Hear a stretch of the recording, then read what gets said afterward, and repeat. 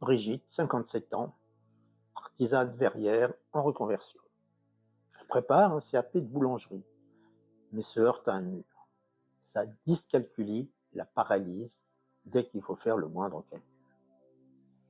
Échec scolaire, des heures de cours particuliers de maths, un redoublement en troisième, une réorientation non désirée, un professeur qui lui avait prédit l'échec, qui n'arrivera jamais au lycée. À 57 ans, ce même blocage qui revient la hanter pour son CAP. Des trous noirs pendant les examens, où sa pensée se fige complètement.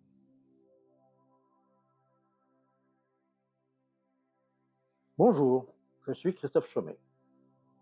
Pendant la thérapie de Brigitte, quelque chose d'inattendu se produit entre deux séances.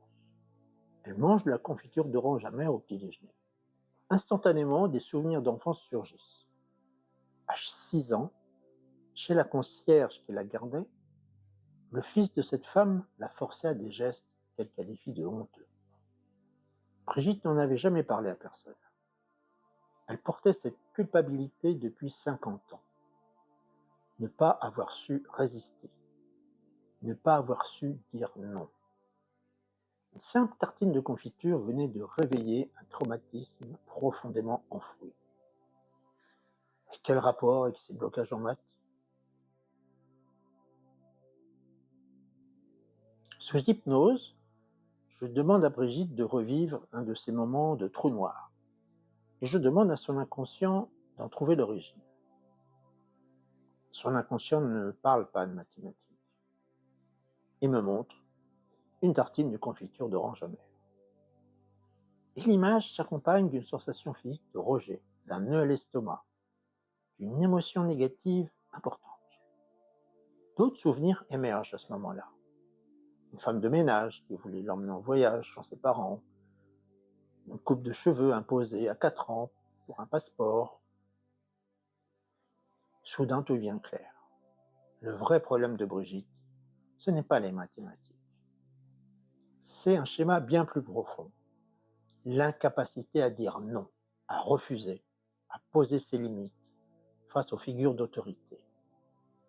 À 6 ans, face au fils de la concierge, à l'école, face au professeur de maths, à 57 ans, face aux examens, le même sentiment d'impuissance, la même paralysie.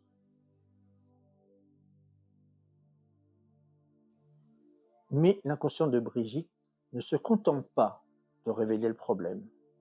Il va créer sa propre solution. En réempreinte, une technique d'hypnothérapie très utilisée pour travailler sur les souvenirs traumatisants, elle se voit dans l'appartement de la concierge. Cette fois, elle décide de refuser fermement les demandes du fils. Elle se lève, sort de l'appartement, ferme la porte derrière elle d'un geste décidé. Pour la première fois de sa vie, dans ce souvenir réparé, Brigitte apprend à dire non. Elle retrouve son pouvoir de poser des limites, de se protéger. Cela a été une révélation pour Brigitte et le début d'une transformation en profondeur qui a changé sa vie.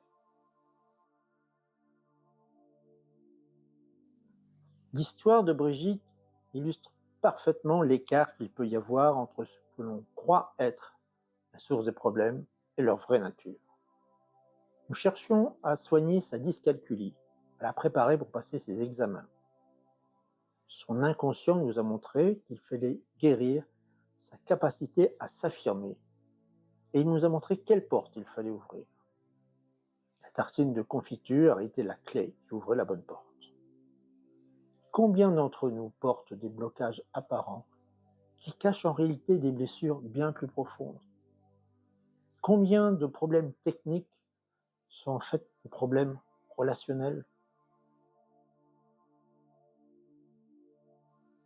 Brigitte pensait avoir un problème de maths. Son inconscient lui a révélé qu'elle avait un problème de limite. Une fois cette vraie cause comprise et réparée, les symptômes ont disparu naturellement, après 50 ans de blocage. Cette histoire et 18 autres, tout aussi fascinantes, vous attendent dans le livre Derrière les portes de l'inconscient. car chacune révèle cette même vérité. Nos symptômes sont souvent les signes de blessures plus profondes. Dites-moi en commentaire, vous est-il déjà arrivé de découvrir que votre vrai problème était différent de ce que vous pensiez? Avez-vous déjà eu ces révélations surprenantes sur vous-même?